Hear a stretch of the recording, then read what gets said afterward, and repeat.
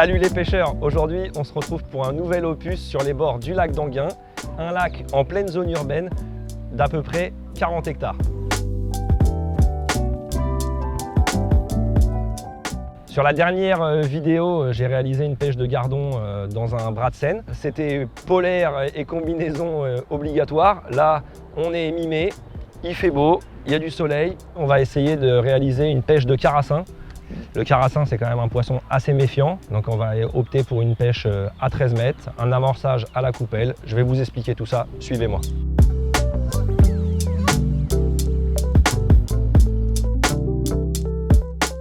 Donc il y a à peu près 80 cm d'eau, il y a beaucoup de vases, donc aujourd'hui on ne va pas utiliser de terre, on va juste utiliser de l'amorce. Donc on va cibler quand même les gros poissons. Alors les gros poissons, les carassins, ici c'est des carassins entre 200 et 1,5 kg, donc une belle petite moyenne on va dire. Ça va peut-être être plus du nombre, on va voir, hein. Le carassin c'est un poisson un peu méfiant, qui change d'humeur assez vite. Donc après la pêche malheureusement c'est pas une science exacte. Mais du coup, pour mettre toutes les chances de mon côté aujourd'hui, eh ben, je vais mouiller un paquet de Crispy Car. Donc c'est une amorce très fruitée, avec une grosse granulométrie. On va retrouver des grosses particules de chapelure, on va retrouver du cornflakes. C'est une amorce qui va être très collante et qui va permettre de descendre bien mes èches. À laquelle je vais y ajouter un demi-paquet de numéro 1. Donc c'est une amorce beaucoup plus légère qui va tout simplement aider à la faire travailler. Donc je vais mettre environ la moitié d'un paquet. Donc voilà. Donc je vais mouiller 1,5 kg d'amorce. Donc toujours la boîte doseur.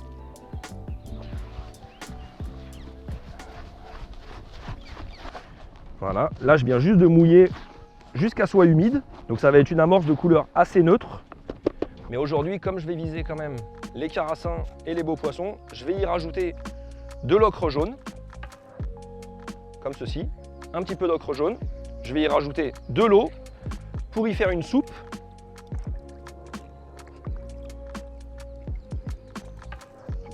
Voilà. Et je vais venir mouiller mon amorce avec. Donc l'amorce va venir se teinter en jaune. Donc ça va former bien sûr un nuage au fond de l'eau, dans la descente et au fond de l'eau. Donc l'amorce jaune, hein, bien sûr, hein, toujours très très bonne pour les carassins, les brèmes, les carpes. Vous voyez, dans l'amorce, on va vraiment retrouver donc, ces grosses particules, voilà, les gros morceaux de cornflakes. Donc il faut bien mouiller l'amorce. Vous voyez, tous ces gros morceaux là en fait. Là. Donc, une très très bonne amorce pour les gros poissons. Dans mon amorce, je vais y rajouter du maïs que je vais venir broyer. Donc tout simplement dans un petit broyeur.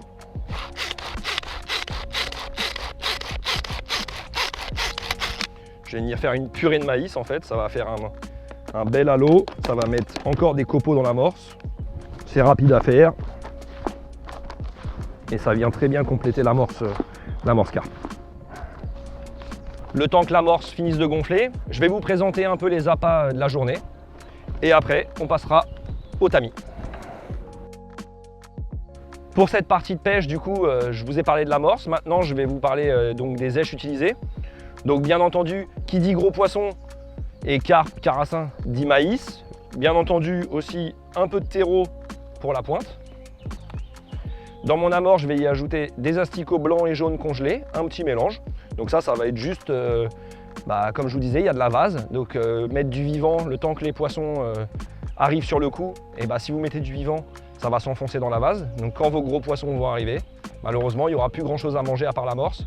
En mettant du congelé, du mort, ça permet que quand les gros poissons vont rentrer progressivement sur le coup, il y aura toujours un peu à manger. Donc ça sera à incorporer à l'amorce. Et après, du coup, à la pointe et à l'égrenage, j'ai prévu du gozeur blanc et du gozeur jaune. Et si jamais vraiment la pêche est un peu plus dure, j'ai prévu un peu de couleur voilà, pour déclencher peut-être quelques touches au gozeur rubis, gozeur bronze, gozeur fluo. J'ai pas pris de pinky aujourd'hui, c'est pas la pêche ciblée, donc voilà. Aujourd'hui on a choisi notre pêche et on va essayer de s'y maintenir. Donc voilà, on a attendu un petit 10 minutes. L'amorce, elle a bien gonflé. On va la passer au tamis maintenant.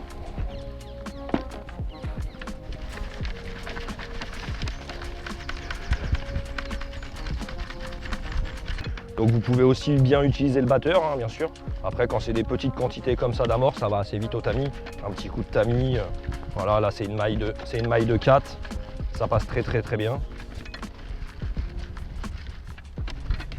En plus, comme la dernière fois, je vous avais dit, comme il y a des pépites d'or, bah, si vous faites au batteur, bah, vous passez à côté. Hein.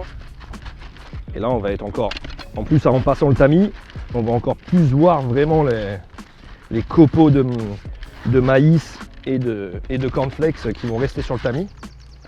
Vous voyez, vraiment tous ces gros morceaux de cornflakes, de maïs que j'ai broyé, de gros bouts de baby corn. Tout ça, bien sûr, on va le remettre dans l'amorce après. Hein. On va pas s'en priver.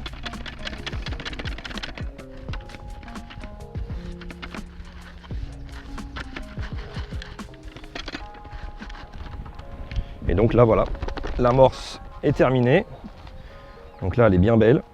Voilà, on voit bien qu'elle est bien tamisée, elle a bien gonflé. C'est une amorce qui va bien coller. Vous voyez, en un serrage tout de suite.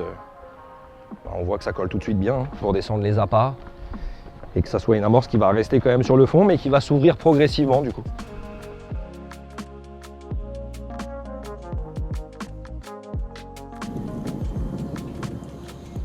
Donc voilà, pour cette partie de pêche, je vous ai expliqué donc l'amorce et les appâts. Maintenant, on va parler un peu des lignes. Donc j'ai monté 3 kits. Donc j'ai monté un premier kit avec un flotteur de 0,75. Ça va être un petit peu mon passe-partout de la journée. Je vais commencer avec ça pour prendre peut-être quelques gardons au début. Donc je vais prendre le fond gentiment. Donc là aujourd'hui il n'y a pas beaucoup de vent, vraiment une toute petite légère brise sur le lac. Donc j'ai décidé de pêcher quand même à 13 mètres. Donc par rapport à la ligne, je vais traîner volontairement. Donc là je traîne un tout petit peu trop, je vais descendre mon flotteur. Vraiment qu'on ne voie que l'antenne.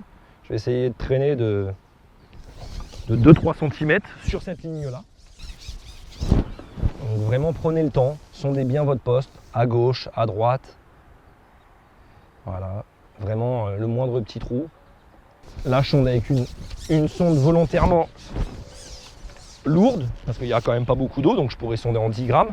Mais comme il y a un peu de vase, ça me permet de voir où est-ce que c'est un peu plus dur. Et je pêche sur l'endroit un peu plus dur. Ensuite pour les 2 autres kits, du coup j'ai monté une ligne en 4x16, donc un flotteur un peu plus effilé, avec là par contre on va être en 16 centièmes encore de ligne, avec un hameçon de 14 en 15 centièmes en bas de ligne. Donc ça va être vraiment la ligne, si les carassins rentrent vraiment bien, ça va être vraiment la ligne pêchante. J'ai monté avec un petit stripa et un petit élastique de 2 mm. Et pour le dernier kit, comme je vais opter quand même pour une pêche assez agressif, avec quand même de l'égrenage assez soutenu, et du maïs déposé à la coupelle, plus l'amorce quand même gros poisson, j'ai monté une ligne à carpe, donc en 20 centièmes direct, avec un hameçon de 12. Et là, ça va être vraiment la ligne, si voilà, on a des touches et qu'il y a un arrêt brutal, c'est que peut-être il y aura peut-être quelques carpes qui seraient rentrées. Donc voilà, avec un élastique de 2,4, ça sera très bien pour faire des carpes jusqu'à peut-être 5 kg, 6 kg, on verra bien.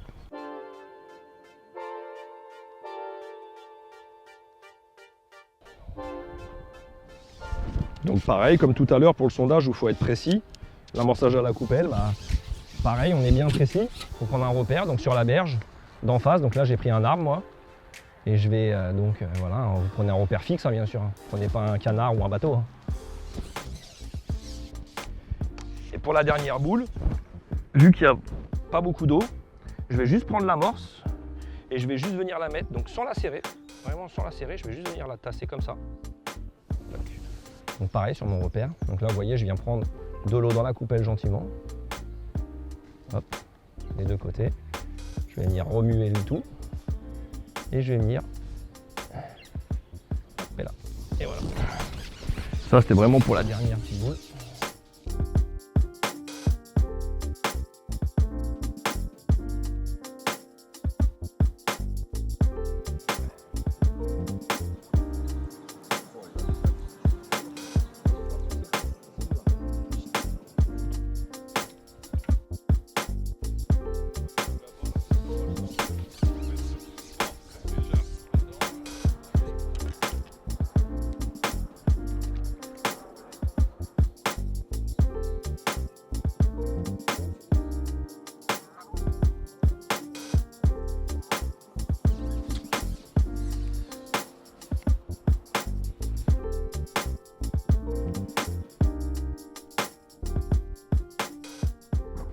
Voilà, on pêche depuis un bon petit quart d'heure maintenant, un quart d'heure, 20 minutes. Donc on fait quelques gardons. On doit être à peu près à voilà, une petite dizaine de gardons gentiment. Toujours pas de carassin en ligne de mire. Mais bon, désespère pas. Un petit gozeur jaune à l'hameçon.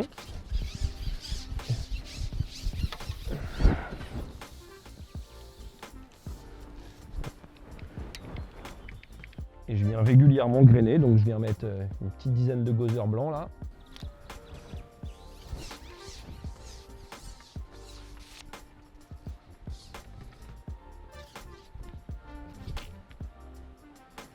Voilà, encore un petit rotangle. Là en attendant, on fait notre petit fond de bourriche. On pêche ce qu'il y a à prendre. Ça évite de mettre tout de suite un maïs ou un terreau ou 4 gozeurs et puis vraiment attendre 1 heure, 2 heures ou peut-être toute la journée sans faire de poisson. Au moins on est au bord de l'eau, on prend du plaisir. Mais tout en recherchant nos poissons du jour.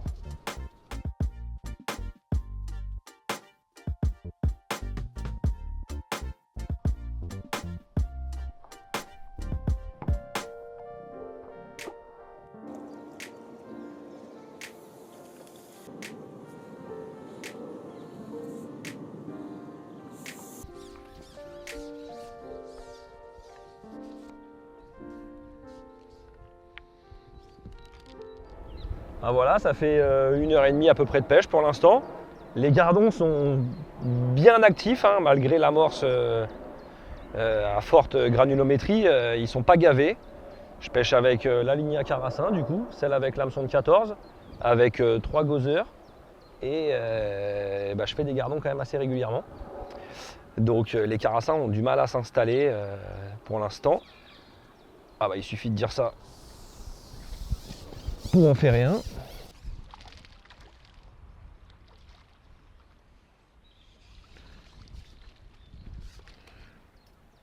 Voilà un petit carassin du lac d'Anguin. Il faut qu'il fasse venir ses copains. Donc là je venais de recharger avec une petite coupelle. C'est peut-être ça qui les a recentrés un petit peu. Il y a un petit peu de vent. Là c'est un lac où c'est que des bords en béton, comme vous pouvez le voir sur la vidéo. Et du coup avec le vent, je pense que les poissons suivent un peu l'amorce. Et du coup l'amorce doit se décaler légèrement sur la gauche ou sur la droite, selon le courant de fond. Même s'il n'y a pas beaucoup d'eau, il peut avoir quand même un gros courant de fond.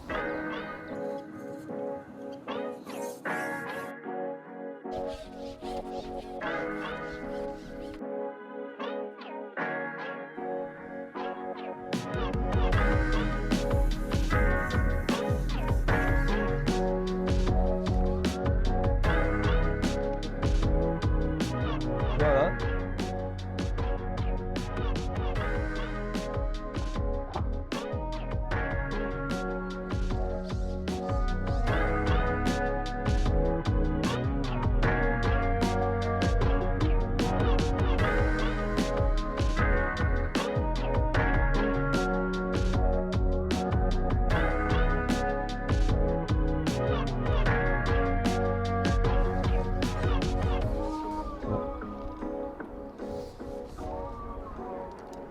Donc j'agraine toujours régulièrement, une petite dizaine de gozeurs à chaque fois.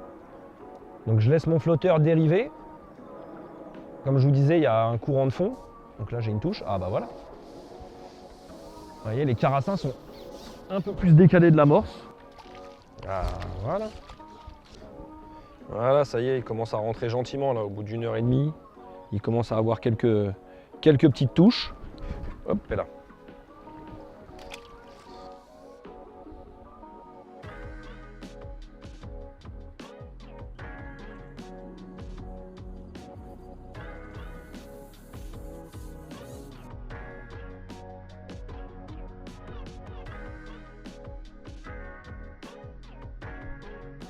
Donc là, on vient faire 2 carassins pratiquement coup sur coup. Donc on remet toujours un peu d'égrainage dessus. Est-ce qu'ils ne seraient pas... Oh, ils sont rentrés. En espérant qu'ils restent un peu sur le sur le coup. Alors c'est pas des gros, hein. Celui-là doit faire aller 250 grammes environ.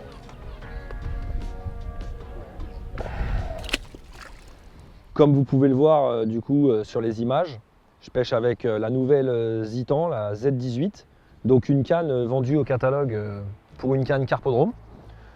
Vu que c'est compatible sur toutes vos cannes Zitan et Sphère, moi j'ai adapté simplement un kit avec un élastique de 1-2. Et ensuite j'ai les kits un peu plus gros, donc ça va me permettre de pêcher et les gardons, et les carassins, et les carpes. J'aurai l'occasion de vous la présenter aussi en pêche de Carpodrome, parce que c'est quand même un monstre de puissance. Malgré qu'à 13 mètres, c'est magnifique, hein, c'est une très très belle canne. C'est ultra polyvalent, parce que chez Brownwing, vous allez retrouver une multitude de kits qui va aller dessus. Et du coup, avec une canne comme ça, vous allez pouvoir pêcher en 10 centièmes, mais également en 22 centièmes. Donc juste en changeant de kit. Donc le pack, il est fourni bien sûr avec des kits Stripa, donc forcément des kits à carpe, mais aussi les nouveaux kits, donc les kits Skyline.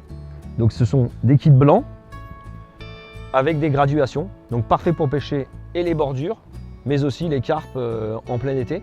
J'ai été surpris par leur rigidité et leur puissance. Ce sont donc des kits monobloc de 1,95 m et ils vont sur toutes les gammes, donc Zitan et Sphère.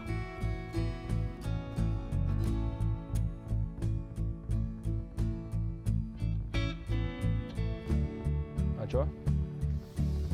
Ouais, ok, elle a mangé quand même un petit peu.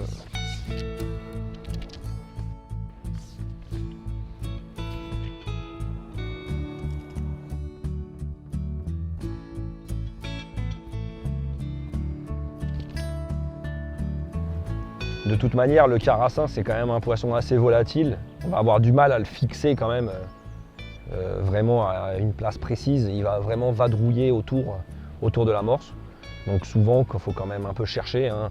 On va en faire 3-4 sur le côté droit, 3-4 à gauche, peut-être un ou deux devant, pareil derrière. Et ça va tout le temps bouger quand même dans la journée, hein. Et là, je vais essayer d'aller voir derrière mon amorce.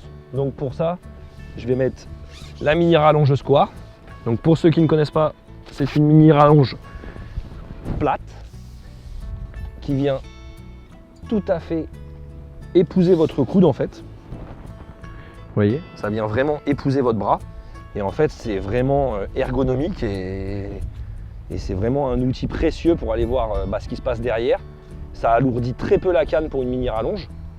Et vous avez toujours une canne vraiment droite, même quand vous le mettez. Souvent, les carassins ou même les gros poissons se tiennent derrière l'amorce. Du coup, voilà, c'est très bien, c'est l'outil parfait.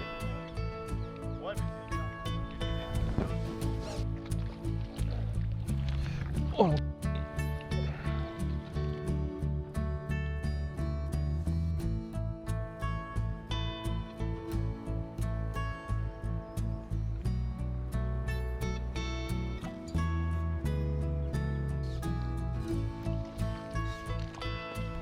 Voilà, ça y est, il est bientôt 15 h, la journée s'achève.